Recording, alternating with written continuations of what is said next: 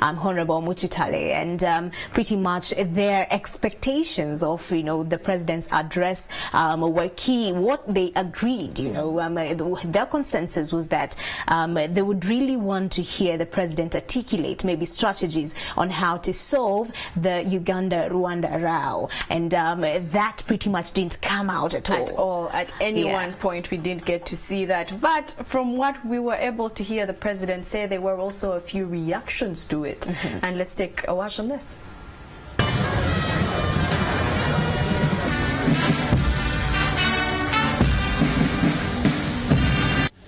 But he has not highlighted on security, but most of the things he has actually tackled them. He believes in soldiers only. These soldiers were not trained to do agriculture or fisheries.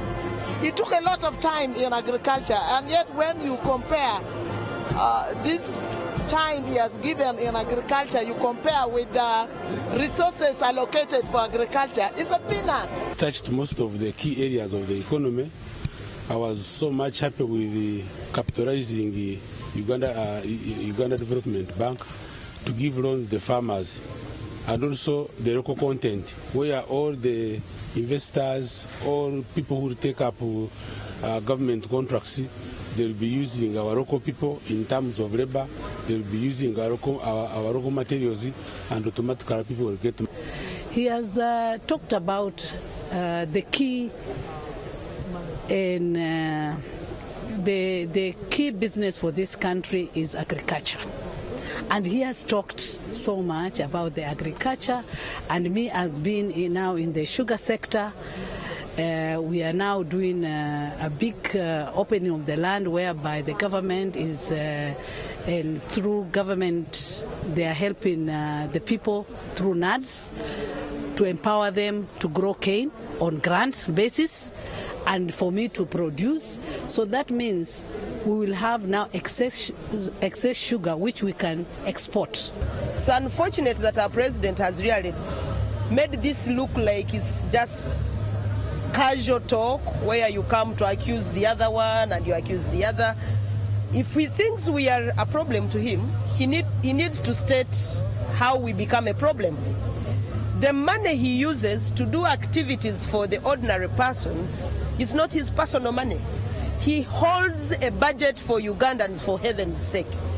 Opposition doesn't hold any budget. Where we are in leadership, for example, in districts, yes, our leaders are doing the work. The president gave a balanced statement.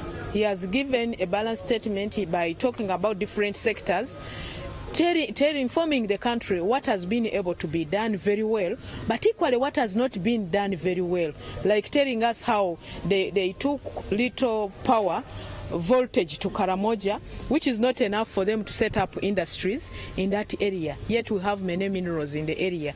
And then he has also been able to tell us the gaps in service delivery by mentioning how many parishes without primary schools, how many sub-counties without secondary schools, the 314. For example, when you look at the issue of education that he's talking about, that it is one teacher to 40 pupils, that is not true. We have very many schools in this country where a teacher is teaching more than 100 pupils in class.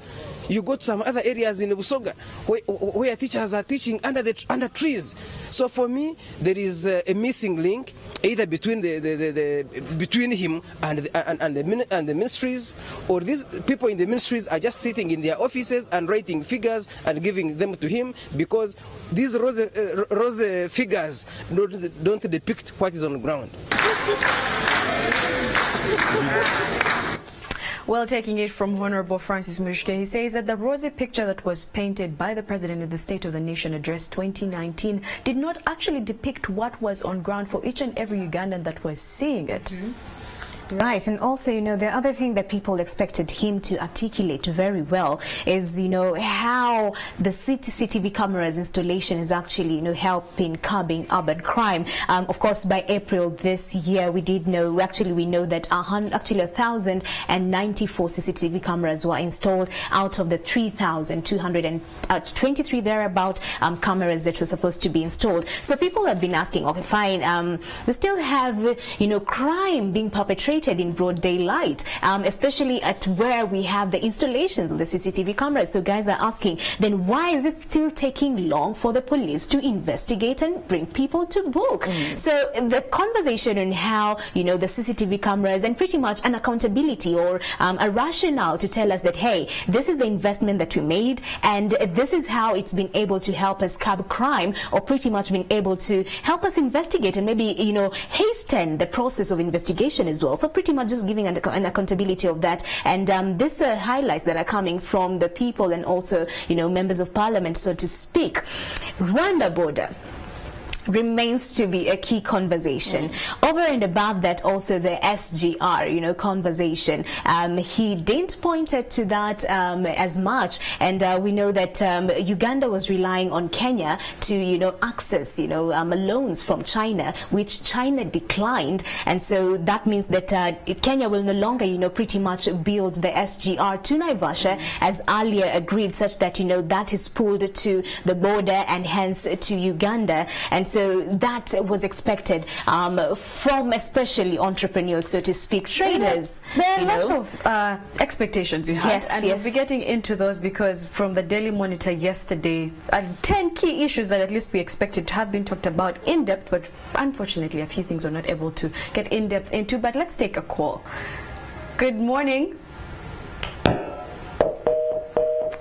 We seem to have lost that, but you can be a part of our conversation this morning on our Kickstarter segment by simply calling the number on the screen. You can also use our social media platforms, that is Facebook and Twitter, NTV Uganda. But taking a look at those expectations that we had, Mala, when you talk about the SGR, the Standard Gauge Railway, there's a lot that we expected to have the president talk about, but we seem to have, there was no update given.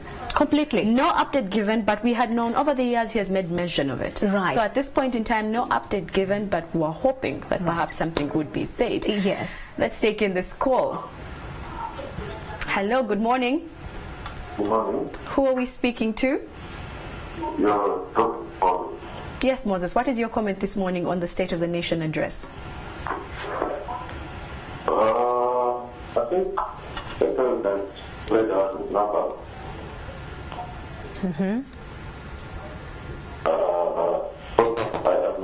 I am an economist. So I expect him to kind of make sense of the numbers, like the numbers need to be understood by the normal and average Ugandans. About agriculture, he says that agriculture employs this part of Ugandans. I think the biggest challenge in the agriculture sector has been the presence of middlemen. That middlemen kind of buy goods cheaper from the farmers and they make a lot of money off it. So I think I expected him to kind of tell us that he was going to work on one, the supply bottleneck. Then two, that he would work on the linkages between the farmers, the market locally, regionally, and internationally. But by and large, I have mixed feelings about the address. Thank you so much.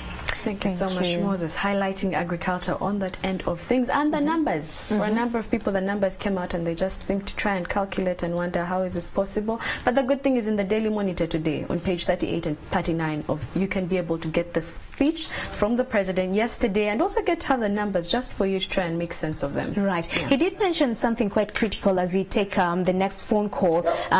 Yes, good morning. Let's get that call first. Good morning. Who are you and where are you calling us from? Go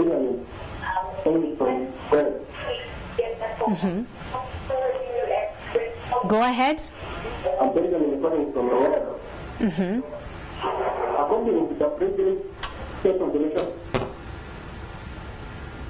Wow, we seem to have lost that one. Yes, so the country, pretty much the agricultural sector employs 70%. The largest number. The largest number. And Moses pointed out to something quite critical, and that is the president articulating in detail. Of course, last year his focus was on commercialization of agriculture, and he said, how do we then tame the middlemen?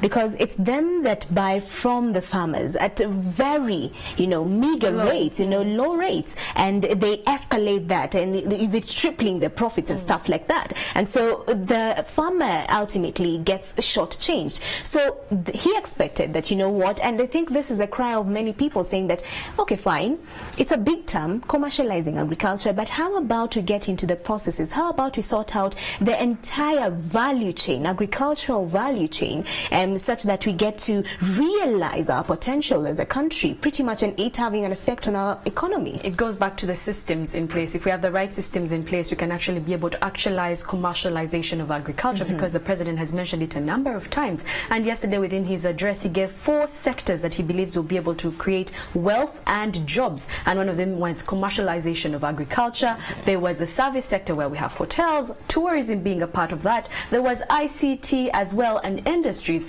But one would beg the question at this point in time, if we see those as the 4 key sectors, what does our budget actually show? Exactly. Because when it comes to the industries, he did mention the fact that he has always put it out there that energy, we have put it at the forefront because we reap what we sow. And on that point, he said the number of developments that we have been able to do, but one thing remains, that is in terms of the price of electricity, the cost of unit. And he said it's not for the people in the nightclubs. This is for the industries. So we have these 4 key sectors, but where is our priority at the end of the day? Because if we don't have the right systems in place, if we don't have the amount of money going into these projects, because if we look at the national budget that will be delivered on Thursday next week, one thing is very important. How much is ICT getting? How much is the tourism budget at this point in time? How much is agriculture getting? Because we reap what we sow. Correct. Yeah. And you've mentioned something quite critical, and this has to do with electricity. And many people have been saying, okay, fine, we are having a huge push to, buy Uganda, build Uganda conversations, boo-boo. And entrepreneurs still keep asking, especially on our business segment, saying that, what, our cost of production is quite high, especially when you point out to matter to do with, electricity, which is the key production unit for manufacturers who are, operating locally. And so for them to get to compete with other, goods and services, especially when it comes to products that are easily accessible to you and I, let's break it down to supermarkets, for example. When you go to the shelves, imported goods most likely are actually on the lower pricing bit, and products that have been produced and manufactured locally are quite expensive. And the push and pull and the struggle has been, how then can the local manufacturer be able to compete with such products on the pricing level, and yet be able to still get the profits, so to speak, because then that balance becomes expensive. If for me to produce 1 unit, or for example a tin of GNut sauce, and costs me this huge amount because I have to, use an electrical, pretty much, grater or something, or, pretty much a GNut, production unit that uses electricity, and electricity is this expensive. Once you tabulate your cost of production, your unit cost of production, and you say, okay, fine, then for me to earn just a small margin of profit, it will make me, charge this, or you price this at this cost, and then you take it to the shelves and you realize, hey, that the GNut sauces that have been imported are much cheaper, then how do we compete on that? Especially now that you're saying that we have surplus electricity. But hey, let's get into your responses on the same, and Rita Kanya is on standby. Rita, what are people saying? Well, from the calls and now onto social media, where you can be a part of the conversation. Use the hashtag #MorningAtNTV, and the platforms are NTV Uganda on Facebook and Twitter. Taking a look, we start with Smith Masiko, who says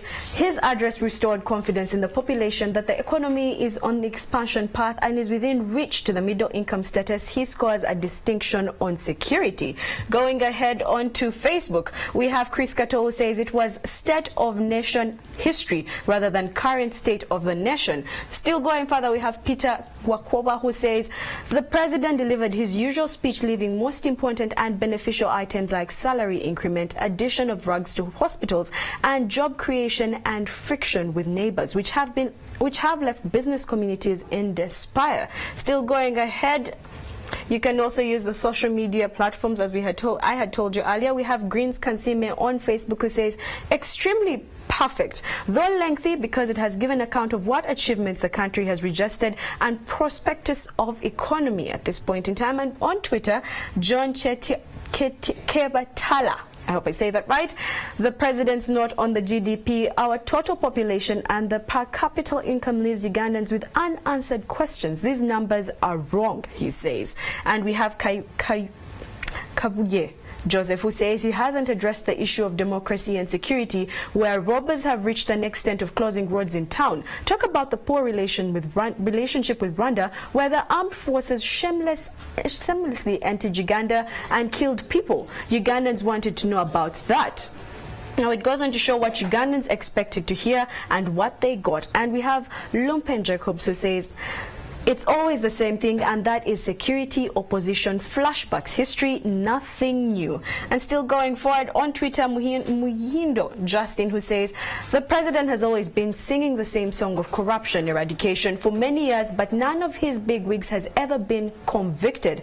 Walk the talk is zero on that point. Now, still going ahead, Mala, Muhindo raises a very important thing, and that was corruption. The president did talk about it and made mention of the fact that it is the country's #1 enemy. Still taking us back to 2018, in his State of the Nation address, he talked about the bodies that were being instituted at that point in time to go ahead and fight corruption. Now, in his State of the Nation address yesterday, he mentioned the fact that funding had gone to particular places, the Inspectorate of Government, to deal with a few things. But one thing that he also says is walking the talk, which is with all the people that perhaps they have been able to deal with when it came to corruption, who has been able, one, either return the money, two, who has been convicted at the end of the day for things such as this.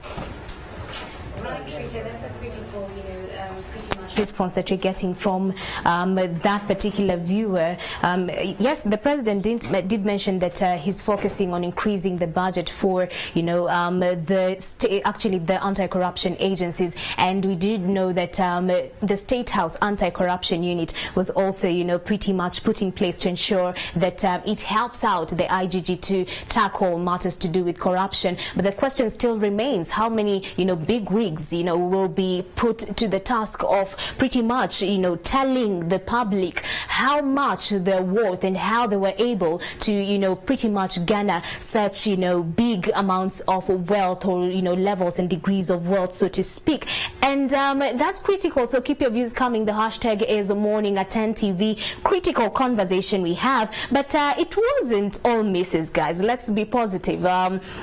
The president's articulations were quite critical, and I think I'll just read some positive responses coming from the different members of parliament, especially trying to point out to matters to do with what he says with regards to, curbing, unemployment in the country. And Evelyn Anite, the state minister for investment and privatization, moved on to say, and I'll just quote her, she says he made a lot of emphasis on industrialization and job creation. He gave a report card of what has happened, and truly we are happy for all those factories on the ground. She went on to say that you, the media, yes, us, the media, have been with them at the opening of these factories, and so far 4,800 factories have been established, and she says that these are factories that will go a long way in tackling matters to do with unemployment, giving jobs to the young people in their country. What are your views as well? We're having conversations on the quality of jobs. Winnie Byanyima, she says, she had a conversation, and I remember it was in an international platform, of course, thanks to Oxfam, and she was saying that it's not just a matter of jobs, but the quality of jobs. Are you paying these people peanuts compared to what they're, putting in? But then it also goes back to, do we have a minimum wage? Because if we have a minimum wage, we'd be able to know, yes, there are jobs available, but this is the lowest a Ugandan should be able to earn in particular areas and sectors. Once we have that in line, it goes back to what systems do we have in place. But let's take in a call. Good morning. We seem to have lost that one, having an issue with the network, but you can also be able to try using the hashtag Morning at NTV. Do share your thoughts on the conversation, the State of the Nation Address 2019. What did you make of it? What stood out for you? And what perhaps do you think the president was not able to speak about that you feel maybe should have been talked about? One of the areas, another thing being land fragmentation. The president mentioned the fact that we as Ugandans should be benchmarking things. If we're going to benchmark things from the international scene, let's benchmark when it comes to land and how they're getting their land and what they're doing with their land on that end. And I was wondering, can that be possible here in Uganda? Because he mentions the fact that in a particular area, the son, the firstborn, would be the heir to the, not what is happening here in Uganda, where you have all 8 children, and all the 8 children have to get a portion of maybe that 1 acre. So things like that. He did touch on that as well. Yeah, and still pointing out to matters to do with land, NTV will be having an exclusive interview with some of the key agencies in matters to do with land on Saturday. I think, is it this weekend in the evening, to just break it down for you, and so we can be able to put some matters or some issues into perspective and see to how we can improve the state of land acquisition, property ownership and stuff like that. So this weekend, watch out for that. We are taking a short commercial break, but to keep your views coming, the hashtag is Morning at NTV. Let's flip this over. It's a Friday. Let's now breathe. Yeah, let's get into some light, interesting and fun content.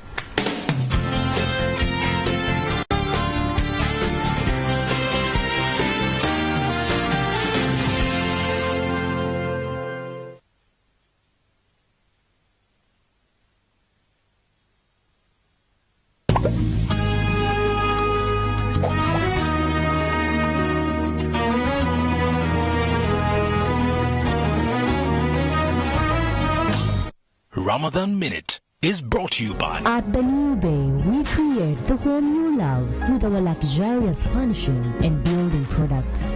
Find us at Kampala Road, opposite KCB Commercial Plaza. Assalamu alaikum wa rahmatullahi wa barakatuh. Although